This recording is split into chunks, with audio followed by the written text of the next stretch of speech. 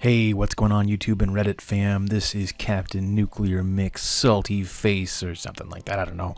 I just threw the channel together because I thought it was funny. I have been told I have a good voice for reading, and I figured I would just try things out by borrowing some of these nuclear revenge stories from Reddit. This is the second one I've done, and I'm still not quite sure about the format, so do let me know if you like what I'm doing. Feel free to drop a like or subscribe or leave me a comment and let me know what I can do to make this channel even better. And now, without further ado, here comes one heck of a nuclear revenge. We call this "My ex-girlfriend was a scammer, so I put her in the slammer. Bibbidi bobbidi boo, I destroyed her family too." Around the time that I got my first full-time job and finished college, I decided I was ready to venture out and start dating. I had heard about this amazing app through a few of my coworkers, a little thing called Tinder, so I decided to give it a shot. After about a week on the app, I finally matched with a woman who we will call Talia.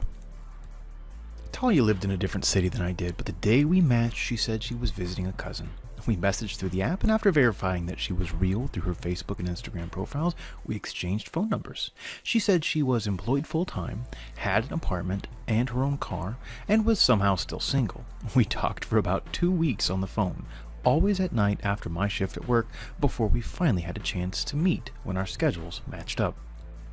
I drove my beat-up 96 Honda Civic to her town and spent that Friday night. I forget where we ate that night, and in the morning, we had breakfast at Waffle House. Talia did have her own apartment, however she lived next door to her grandmother, who I awkwardly had to meet the next morning. I learned from Talia that her car was actually in her grandmother's name and her apartment was in the name of her cousin. She went so far as to show me family portraits with her cousin to talk about her abusive ex, and she even shared with me how the laundry room was embarrassingly infested with flies and roaches. We officially changed our social media dating that day, and keep in mind this was my first relationship in almost 4 years, so I was excited. Here begins the scam. Talia told me that that day she had been fired from her work about a week earlier but was too embarrassed to tell me. I asked how she had kept up her bills, and she said that her grandmother and her dad had been helping her. Talia asked if I could help her make her car payment, which was due that week. I refused. She then explained that she could get a payday loan, which was banned in our state, and could put it in my checking account. I felt uneasy about it and asked if there was another way that she could go about getting the loan.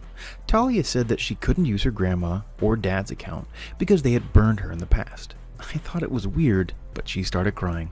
So, I called my bank, where I had an account since high school graduation, and I opened a linked checking account. I gave Talia the new checking account number and the routing number. Talia contacted a payday loan company in Alabama, and by Sunday morning, she had the funds in my linked checking account. Per our agreement, I gave her the money. Talia promised to repay the loan within 2 weeks. I had my reservations, but went back home and back to work on Monday. Talia called me on Wednesday and said she had a new job. I asked if she had the payday loan squared away with her first paycheck, and she said she did, but I still got charged $47 2 weeks later after she set up the loan. I called my bank. I called Talia to verify the loan was going through her, and I terminated the charge from the payday loan as I was not the signed person. Talia and I agreed to meet Memorial Day weekend 2 weeks later.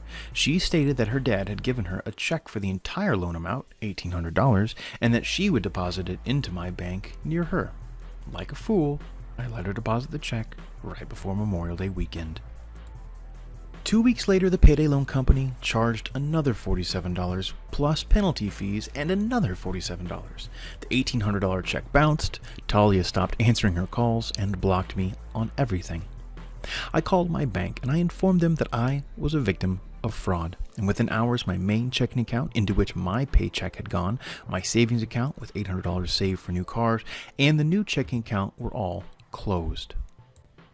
My best friend from college, we'll call him Clark, found Talia had two of every social media account, the one that she shared with me and the one on which she had a boyfriend. Her cousin from her family photos was actually her boyfriend since high school. Talia was 22, 23. Well, her boyfriend, we'll call him Jason, was in prison, but from their social media posts, she was visiting him once a month minimum and had plans to marry him. I spent days trying to get back my accounts and my money. One of the representatives from my bank, and Clark and my mom, advised that I should press charges for fraud. My bank mailed me a copy of the bounced check for criminal investigation purposes, and it showed Jason's name and not Talia's father's name as the owner of the check. And that's when I decided to get revenge. The revenge. As mentioned before, Talia's apartment had a minor infestation of roaches and flies in her laundry room, and while I went through the legal agencies to pursue pressing charges of forgery on the check, fraud, etc., I found the name and phone number of Talia's apartment complex. I left a message for the apartment complex management that Talia and her grandmother both had filthy apartments. Within a week, Clark showed me that Talia had posted a request for temporary housing for her and her grandma since her parents wouldn't let her move in. Talia's payday loan company began calling me, as Talia had given them my phone number instead of hers, and they had not received payment yet. I was still reviewing my legal options at the time. One day, I answered and notified the rep that Talia had fraudulently used my checking account. The rep who called me transferred me to their legal department, who was very interested. It turned out that Talia's grandmother and father owed the payday loan company. It wasn't a lot separately, but the payday loan company had enough evidence with my claim that Talia was the ringleader using her family's accounts. I turned over my evidence, including Talia's text messages promising to pay, the copy of the bounced check, and my bank statements, and by the end of the year, Talia was arrested on several charges. Her grandmother and father were also arrested, but took pleas for lesser charges in exchange for turning over evidence on her. I didn't have to testify at the trial, but I kept informed. Talia's grandma had had a minor heart attack when she was arrested, and a more significant one during the trial. I'm not sure if her grandma lived or died after the trial. And despite all that, Talia went to prison for multiple counts and will serve more than a decade behind bars. The short version is, my ex-girlfriend was a piece of scum. She took and left me without a crumb. I got her and grandma evicted, no jury acquitted. I hope she's in prison, having fun.